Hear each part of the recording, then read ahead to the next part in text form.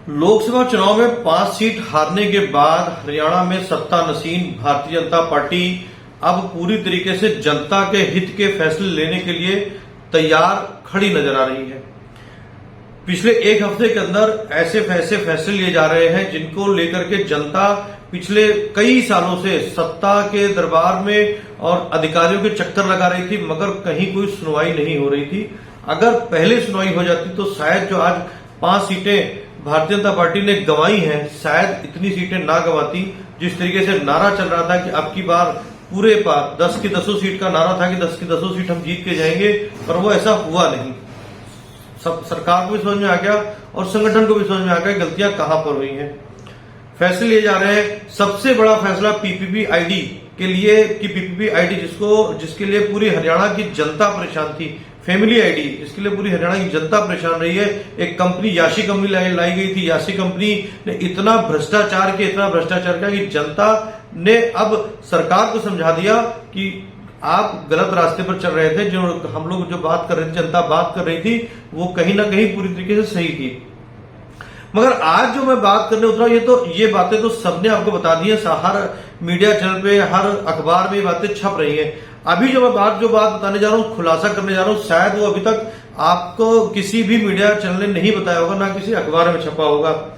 क्योंकि अब जो बात हरियाणा में बात की थी भ्रष्टाचार की, भ्रष्टाचार बिल्कुल भी नहीं है। अब तो सरकार के सामने स्वीकार किया जा रहा है, सरकार खुद स्वीकार कर रही है कि भ्रष्टाचार है, सरकारी कर्मचारी भ्रष्टाचार करें, मगर उन पर कोई कार्रवाई होती नजर नहीं आ रही है।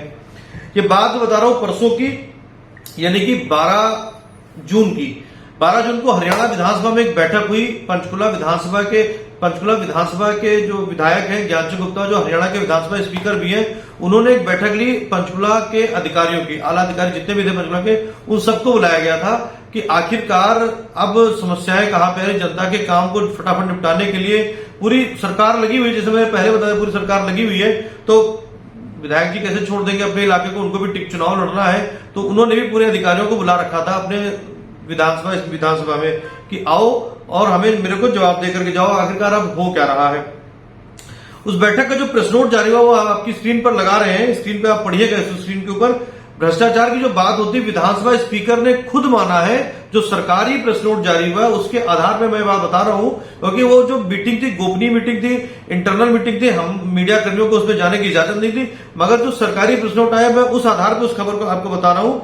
खुद विधानसभा स्पीकर ज्ञानचंद गुप्ता ने जो मीटिंग के अंदर बात रखी है कि जो सरकारी प्रेस नोट है उसमें कहा गया है, बैठक में शहरवासियों से जुड़ी जन शिकायतों और विकास कार्यों का सिलसिलेवार ढंग से ब्यौरा मांगा गया। शहर में पेड़ों की ट्रिमिंग के लिए फीस वसूले जाने के मामले को संज्ञान लेते हुए विधानसभा अध्यक्ष ने एसडीओ अजय गौतम को कड़ी फटकार लगाई।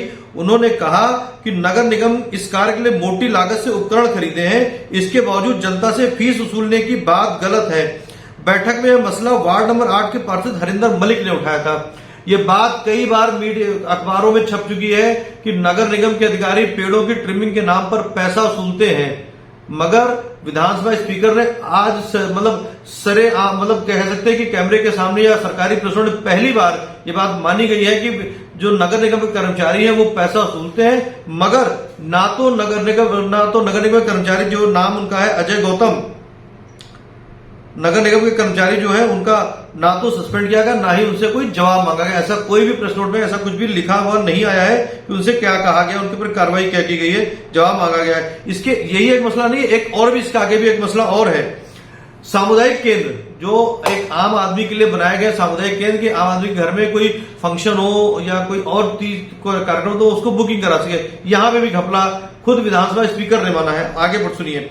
ऐसे ही सामुदायिक केंद्रों की बुकिंग के उपरांत सफाई के लिए 2000 रुपए फीस लेने पर भी विधानसभा अध्यक्ष ने कड़ा संज्ञान लिया है।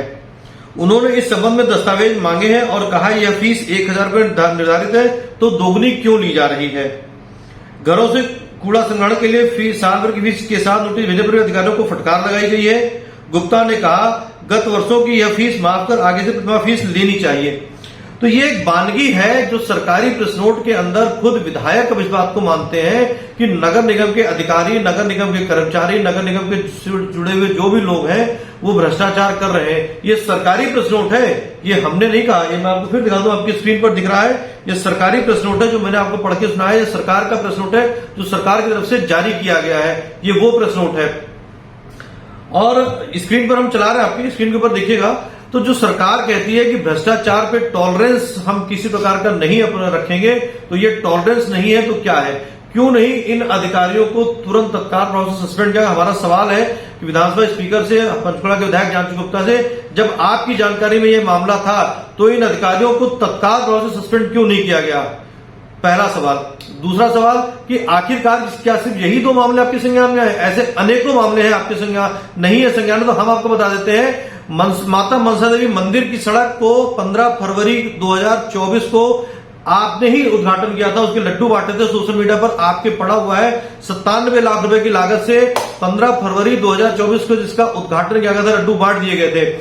8 मार्च को हमने उस मामले को संज्ञान लिया था, जब उनकी नवरात्रों का दिन था, 9 मार्च से नवरात्र शुरू होने लगे थे, और हमने उस मामले को संज्ञान लिया था कि उस सड़क पर खड्डे खड्डे हो रखे हैं। उस वक्त जैसे ही वो खबर चली, अधिकारी यहाँ पे नगर निगम के अधिकारी पहुंचे और लीपापोती कर दी गई और सड़क में गड्ढे भर दिए गए।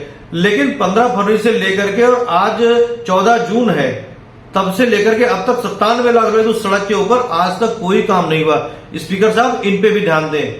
खाली छोटी सी जो बातें आपने बानगी बताई, आपने इस पे ध्यान दिया, बहुत अच्छी बात है, इसके लिए आपका शुक्रिया। पंचकुला की जनता की तरफ से मैं आपका शुक्रिया अदा करता हूं। लेकिन भ्रष्टाचार की जड़ें जो नगर निगम में वो बहुत गहरी हैं। नहीं पता है तो आपको हम बता रहे हैं, इस मामले पर भी एक बार संज्ञान ले लिए, पूछिएगा जरूर कि 97 लाख रुपए की सड़क से आखिर वो सड़क बनी या नहीं बनी, या वो पैसे बंदर बाट हो चुके हैं नगर निगम के अधिकारियों के बीच में, कर्मचारियों के बीच में। वो गई कहां सड़क, या कहीं ऐसा तो नहीं कागजों में सड़क बन गई हो? तो एक बार फिर से मेरी आपसे गुजारिश रहेगी, जो भी लोग इस खबर को देख रहे हैं अपनी प्रतिक्रिया जरूर दें।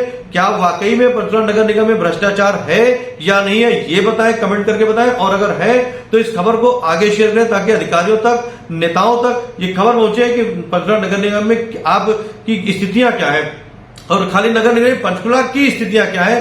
क्या पंचकुला में जो बेसिक सुविधाएं क्या वो आपको मिल पा रही है या नहीं मिल रही? कमेंट करके जरूर बताइएगा।